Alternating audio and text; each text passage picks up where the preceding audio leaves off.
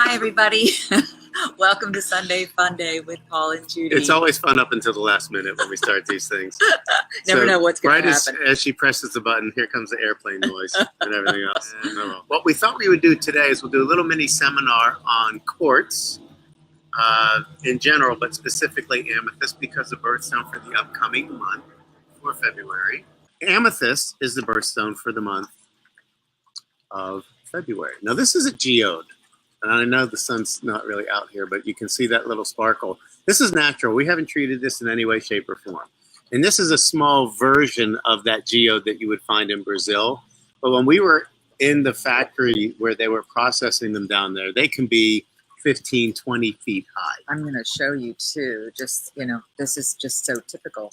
But this is what it looks like in the ground. But Right. They put one of those pen lights, a little teeny tiny flashlight on the end of a snaky cord, and they go in, and when they find this inside that cave, they know they've hit the jackpot, and so they know actually where to carve, and it's still in a very primitive fashion. Now another common quartz geode, this one is, in fact, what you're seeing on the outside here, this is agate.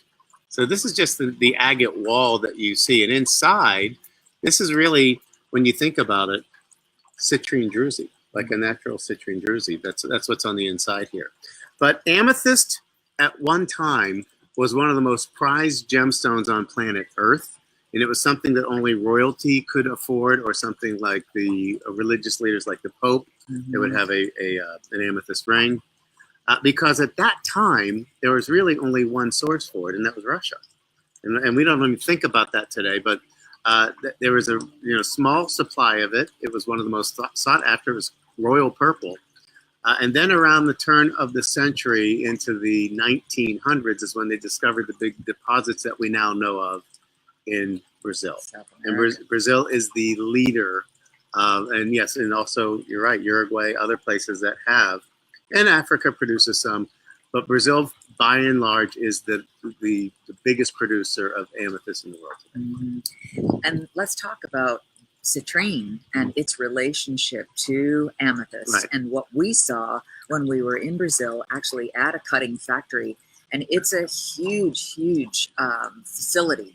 And because, of course, these geodes are massive. Some of them are the size of a floor, like, 8 feet tall.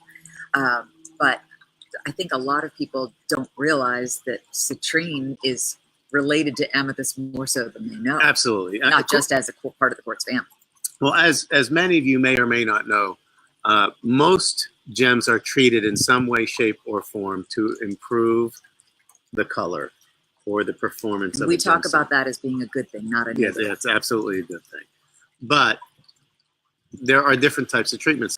There's heat treatment, there's irradiation, there's dyeing, there's all these other things that the Gemological Institute of America, the world's foremost authority on gems, will call that a permanent treatment. But the potential for color has to exist in the stone. Here's the interesting thing, as Judy brings up, relating amethyst to citrine. Basically, when you are down in that mine, and you are in a mine that certainly could collapse on your head, not to be overly dramatic, but... Well, but one did in a mine across That's the way while we were in a mine. And somebody was asking me the other day, oh, it was Mark, when he was over, we had our painter over, we were painting the living room ceiling this week. And I was doing some editing of the pristine mine that Paul and I visited in Nevada last summer. And he said, now, what does a mine look like? And it made me realize sometimes, since we've been in the business for so long, we forget that not everybody knows that there are different types of mines. Right.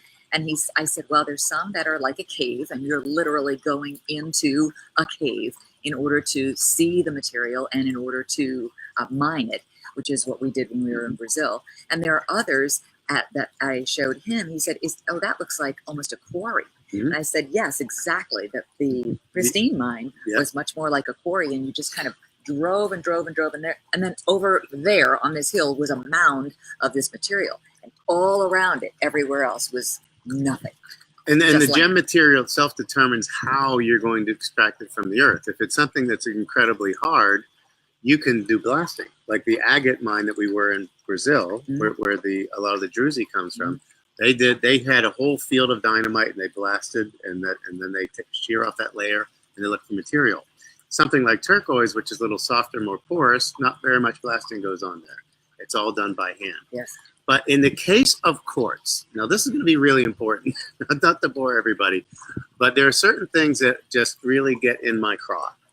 And one of the things that get in my craw was somebody says, oh, look at our green amethyst. Okay, so in the quartz family, quartz, a lot of gems can come in different colors. Sapphire is a great example. You can have a pink sapphire, a yellow sapphire, a purple sapphire, a blue sapphire, a black sapphire. You can have all those different colors of sapphire, and they're all the same gem material. The genetic material is exactly the same. Correct. The same is true of these two things that I showed you a few moments ago.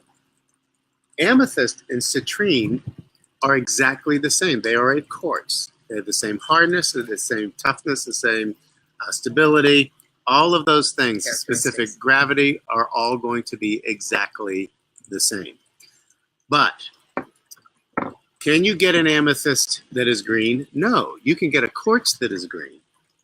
And that we commonly call that crazy-like quartz. But there's still a lot of people in the trade that want to say, oh, this is green amethyst. No, it's not. Amethyst, by definition, is the purple color of quartz. Say that after me. Amethyst, by definition, is the purple variety of quartz. Right. But here's one last thing, and then we'll go on to more business. When Judy talks about the similarities, the fact that it is exactly the same gem material, but why is one yellow and why is one purple? This is something that we learn something every time we go to a mine. When we went to the Amethyst mine and they put that little pen light in there. We were talking about, yeah. If they find really nice purple material, they will dig that out completely by hand because that's what they're looking for. So the bottom line that you need to understand, even though a lot of people in the industry say, well, amethyst is treated, really it's not. Because the reality is when they find a good color, they mine it and that's it. And then they will process it and polish it and facet it.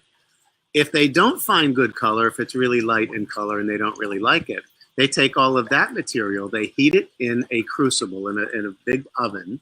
I think it's 850 degrees Celsius. Don't quote me on that. I don't remember the. But that's how citrine comes to be. Now, is there some citrine that can occur naturally? Absolutely there is. But by and large, most of it is going to be quartz that maybe didn't look good enough to become an amethyst. So they heat it. And if you're lucky, that's what it looks like. Because remember, that potential for color has to exist in the stone. And the thing is, everybody's taste is different. So it's not as though one is necessarily better than another. A lot of people will gravitate more towards darker tones. Some people will gravitate towards, for instance, in the case of turquoise, a lot of matrix running through it. That to them, it makes it much more interesting, much more unique, and the fingerprint is different than any other that you'll find. Share if you can on your Facebook. Yes. And include hashtag Sunday Funday PJ Party. Cheers. Cheers.